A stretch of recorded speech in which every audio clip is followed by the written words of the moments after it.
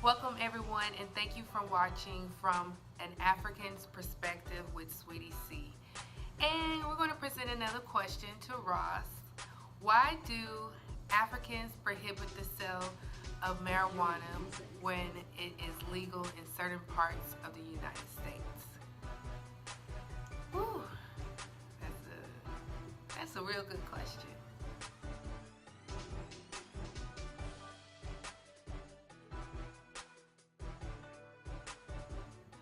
Greetings in the name of the Most High. That one you would have to ask the big men who make the laws. But from my perspective, marijuana. Let's go to the story. What the story is about marijuana in the first place. The word empire comes from the word hemp. You see, back in the days, every large producer of marijuana was called an empire. Now, Julius Caesar invaded Gaul to capture the largest marijuana production center. So I'm just trying to show you how far back the use of marijuana went. The Emperor Shennong of China this is way back, was using marijuana. In fact, that's what they only used for healing, for pregnancy, for wounds, for you name it, they used it.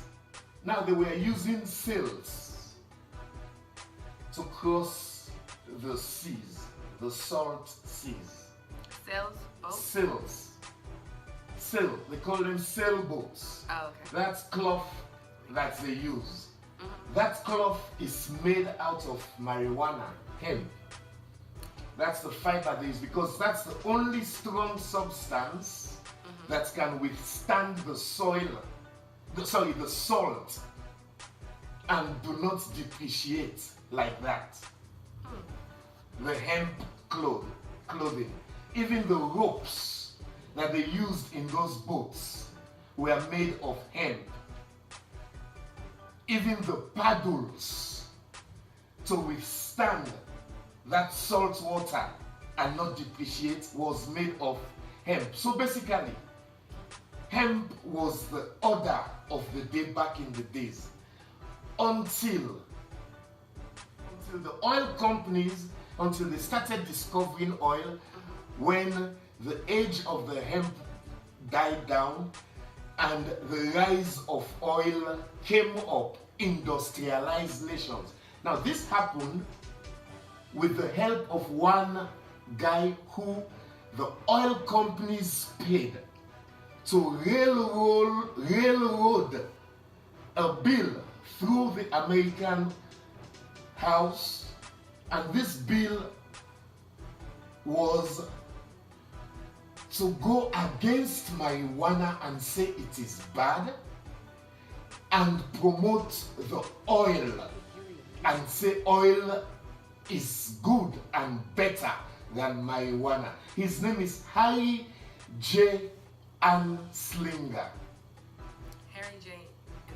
Anslinger. He was the first drug czar. So they already categorized marijuana as a drug instead of a productive thing that they were using it for all types of things in the world today, which produces the strongest fiber in the world. The marijuana produces the best oil in the world. The best healing products come from marijuana. It is the only plant they decide out of every plant in the world to abolish. Does that not ring a red flag to everybody? And they have done all types of millions of tests to prove marijuana correct. People die of all types of things. You never hear anybody die of smoking marijuana or using marijuana. So Harry J. Anslinger passed this bill. He was the one who started all this negative campaign about marijuana. They even said that when white women smoke marijuana, it makes them want to be with black men and do bad things like that, because being with a black man was a bad thing back in the days.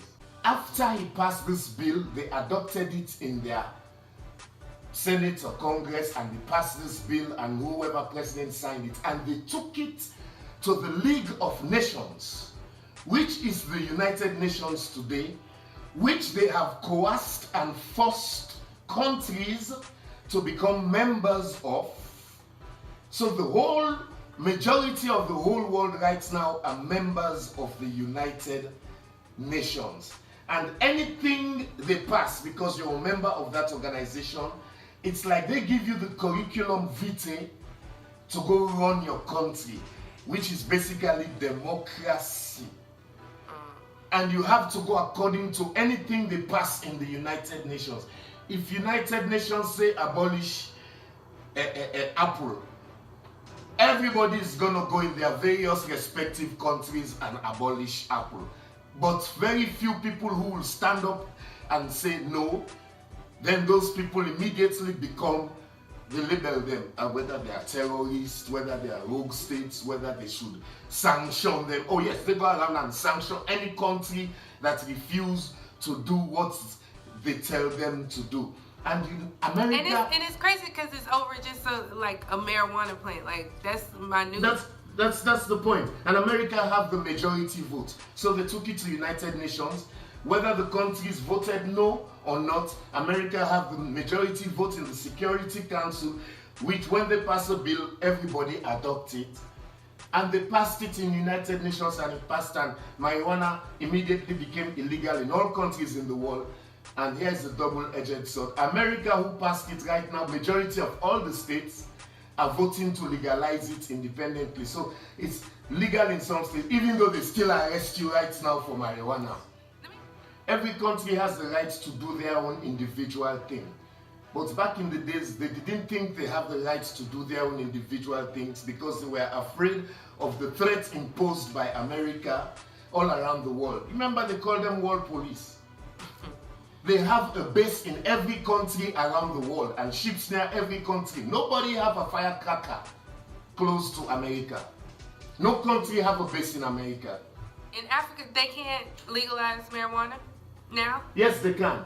Okay. It depends to every individual country and what they think about it and what they want to do about it. In my own opinion, if I have power and say in Sierra Leone, the first thing we're going to do is legalize marijuana and start producing marijuana and start utilizing marijuana and show the good use of marijuana. We'll start making oils. I mean, talk about pollution. When back in the days, there was nothing like pollution in the world because we were using implosive energy, energy which is continuously used and does not cause the combustible form of energy, which is explosive energy, which we are using today. Because oil, everything is fire. Everything they invent and create today is fire. Gets hot and pull fire. In the pen you're writing with right now, it's fire. You write to the pen, you touch the pen, it's hot. So I'm just saying, this is explosive energy we're using today, which is the industrialized age. You see the problem it's causing. They talk about global warming and all these things, sending spacecrafts to the air with combustible fuel and all types of things. Now they say they want to go to green energy. We've come back to vitamin K. So even the earth of itself needs vitamin K to survive. It's up to every country right now because every country are waking up. Right. They're realizing that, look, these people have been telling us what to do forever. And I think we can do our own thing now. Let them, they're not going to come bomb us. Now, they will do anything to take you individually out and everything like that. But with collective unity, which they don't want in Africa, they can't stop Africa from being and doing what Africa wants. That's what Africa actually do not need the West. The West needs Africa. The democracy, the policies imposed on us, and the psychological drain and the things, the hardship and the suffering we've been through, we don't manufacture guns. The killings that have gone through, we've been through in Africa, the fighting amongst one another, the division that we have created. Now, okay, I can point a finger and say it's the white man. A lot of people will say, come on man, stop blaming the white man. But then at the end of the day, we don't melt iron in Africa. The only country that started smelting iron recently was Libya, and they already took out Gaddafi. So basically, Africa is a peaceful location. So Yes, they're making sanctuary. They're making it seem like it's all for real, because we're just thinking there's just no unity in Africa. Get an African's perspective. So we're gonna go ahead and wrap it up. Let's give thanks to Ross. And we give thanks and praises to the Most High. Oh, definitely, Lord. Not Yes. to us. Give thanks and praises to the Most High.